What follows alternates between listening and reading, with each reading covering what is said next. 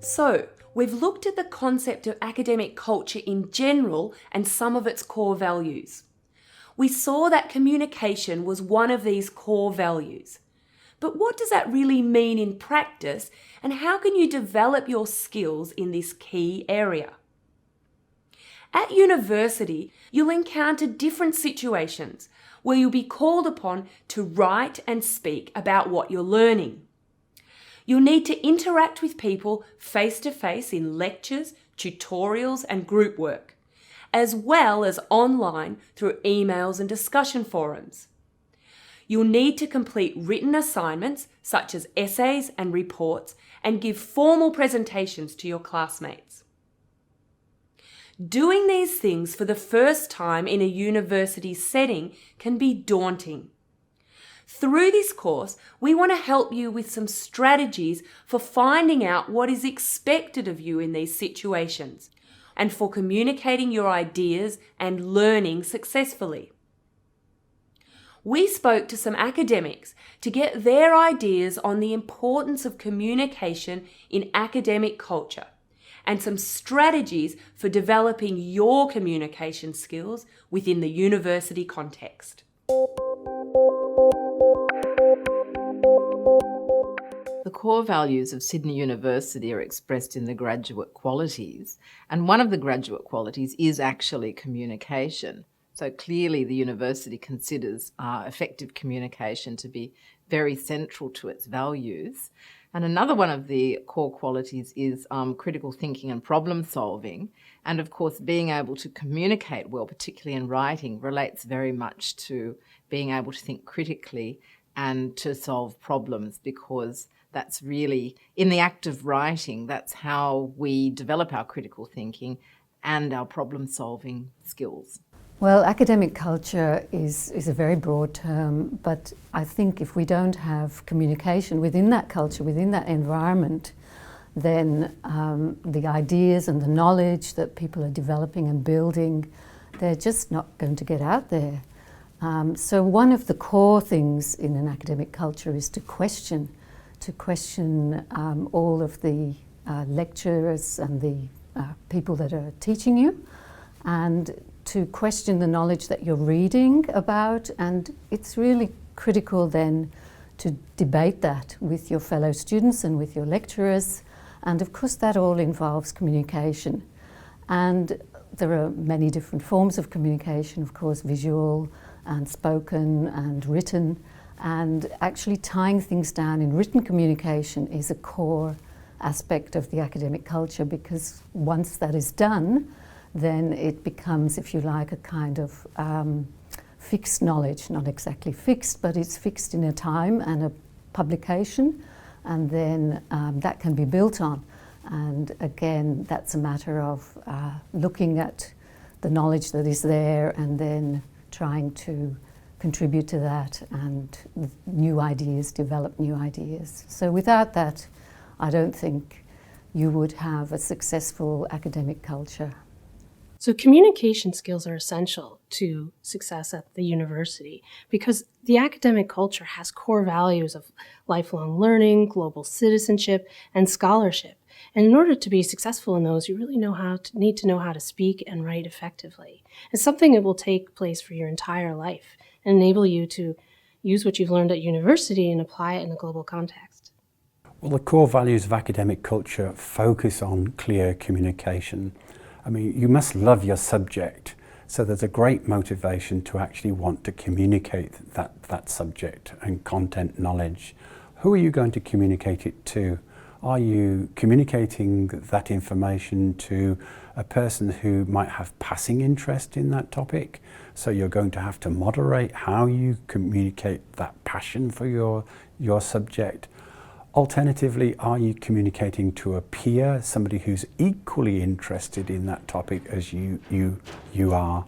So what strategies are you going to use? You're going to have to increase the amount of technical language that you use in that peer-based communication. And of course, you're at a university, so there's some very clever people involved in that topic area, and you have the opportunity to engage with those people. So what type of communication are you going to signal that you're engaged with a topic and that you're here to actually further your understanding, further your ability to communicate that topic, and perhaps demonstrate that passion for the topic that you have?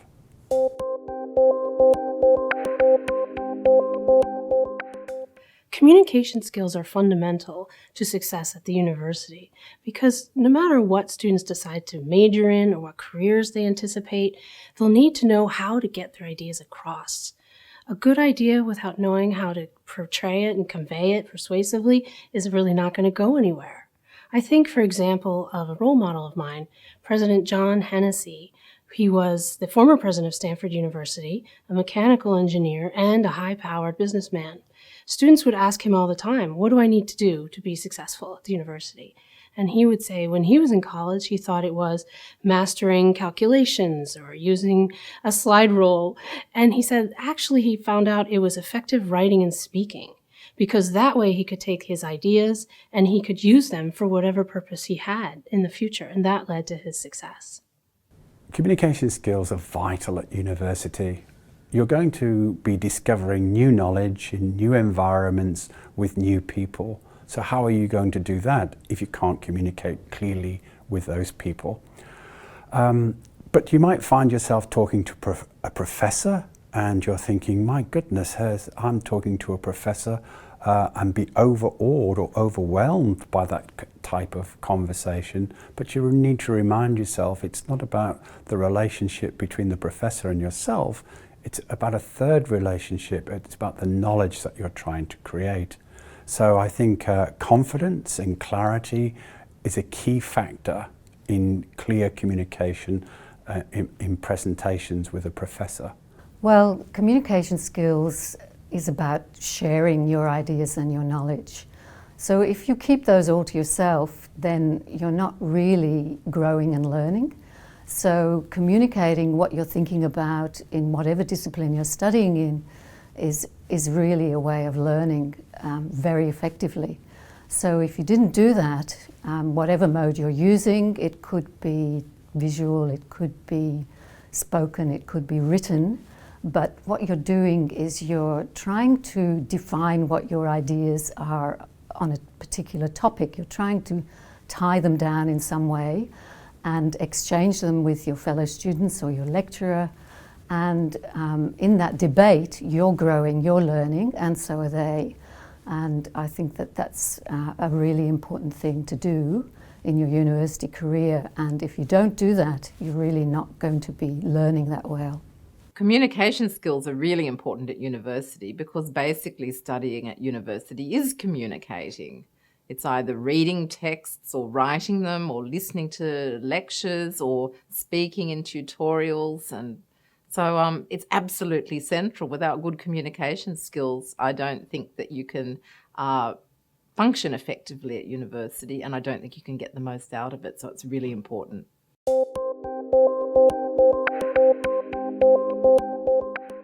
Well, students need to prepare all of their communication skills at university. You're going to be doing a lot of reading, so much reading, it's fantastic. You might be invited to read half a dozen papers per topic, and if you have 4 topics in one semester, it's going to be an awful lot of reading. Having said that, from the reading, you're going to have to abstract information and write about it. So 90% of the exchange of information between you and your tutor in the topic that you're taking is going to take place probably through writing. Having said that, we're not going to discount our oral communication because there is a component, a quite clear component in most units of study where students have to communicate through oral presentation. So as you approach university, you might ask yourself, what do I need to prepare for university? What communication skills would help me? And I would say from my experience teaching over nearly 2 decades, there are 3 things you could consider.